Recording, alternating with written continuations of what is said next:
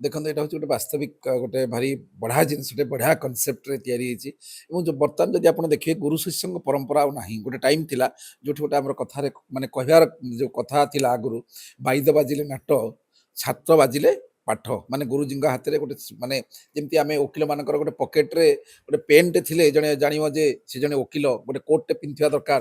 କିମ୍ବା ଗୋଟେ ମାନେ ଜଣେ ଡକ୍ଟର ଯେତେବେଳେ ତାଙ୍କ କାନ୍ଧ ଉପରେ ଯେଉଁ ଥେଟୋସ୍କୋପ୍ଟା ପକାଉଛନ୍ତି, ସେଇଟା ହିଁ ଗୋଟେ ଡକ୍ଟରର ଗୋଟେ ଗୋଟେ କ'ଣ ଯୋଉଟା ଆଇଡେଣ୍ଟିଫିକେସନ୍ ଯୋଉଟା ଆମେ କହୁଛେ।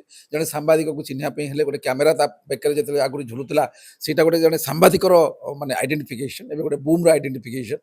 ଠିକ୍ ସେଇଭଳି ଭାବରେ ଜଣେ ଗୁରୁଙ୍କର ଯେତେବେଳେ ମାନେ ଗୋଟେ ଛାଟ ଯୋଉଟା କୁହାଯିବ, ଗୋଟେ ବାଡ଼ିଟେ ଯଦି ସାଙ୍ଗରେ ଧରିକି ଯାଉଛନ୍ତି, ତେଣୁ ସେଇଟା ହେଉଛି ଗୋଟେ ଗୁରୁଙ୍କର ଆଇଡେଣ୍ଟିଫିକେସନ୍। ଯଦି ଆମେ ମୋର ମନେ ଅଛି ଆମେ ପିଲାବେଳେ ଆମ ଯେଉଁ ସାର୍ ମାନେ ଆମକୁ ପିଟିଥିଲେ ବୋଲି ଆମେ ଆଜି ଏଇଠି ଆସିକି ପହଞ୍ଚିଛୁ।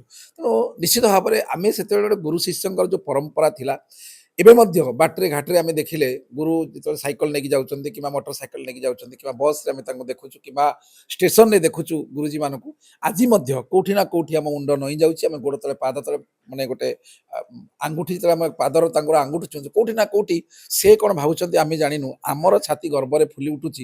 କୋଉଠି ନା କୋଉଠି ଆମର ପୂର୍ବ ଜିନିଷ ଗୁଡ଼ିକ ମନେ ପଡ଼ିଯାଉଛି, ମୋ ସାର୍। ତେଣୁ ଏଇ ଯେଉଁ ପରମ୍ପରାଟା ଉପରେ ଯେତେବେଳେ ଏଇ ଯେଉଁ ଫିଲ୍ମଟା ତିଆରି ହେଇଛି ଏବଂ ଜୁଲାଇ 10ରେ ରିଲିଜ୍ ହବ, ଓଡ଼ିଶାରେ ରିଲିଜ୍ ହବ, ଆଠୁ ବଳି ଗୋଟେ ଖୁସି ଜିନିଷ ଯଦି ଆପଣ କହିବେ ଆଉ କିଛି ନଥାଇପାରେ। ମୁଁ ନିଶ୍ଚିତ ଭାବରେ ଗୋଟେ ଆ ପୂର୍ବରୁ ମଧ୍ୟ ଗୋଟେ ଫିଲ୍ମଟେ ଦେଖୁଥିଲି ପ୍ରଥମ ବୋଲି, ନା ଦଶମ, ସରି ଦଶମ। ଦଶମ ଗୋଟେ ଫିଲ୍ମଟେ ଦେଖୁଥିଲି। ସେ ଗୋଟେ ଗୋଟେ ଭିନ୍ନ ସ୍ୱାଦର ଭିନ୍ନ ଧରଣର ଫିଲ୍ମ। ଠିକ୍ ଏଇଭଳି ଭାବୁଛି ମୋତେ କାହିଁ ଫିଲ୍ ହେଉଛି ଏଇ ଯେଉଁ ଗୁରୁଜୀ ନମସ୍କାର ବୋଲି ଯେଉଁ ଫିଲ୍ମଟା ଆସୁଛି, ଏଇଟା ମୋତେ ସେଇ ଟାଇପ୍ର ଗୋଟେ ସୁନ୍ଦର ଫିଲ୍ମଟେ ହବ। ଦେଖିବା 10 ତାରିଖ ଦିନ ଦେଖି ସାରିଲା ପରେ ଜଣାପଡ଼ିବ କ'ଣ ତା ଦେହରେ କ୍ରିମ୍ ରହିଛି।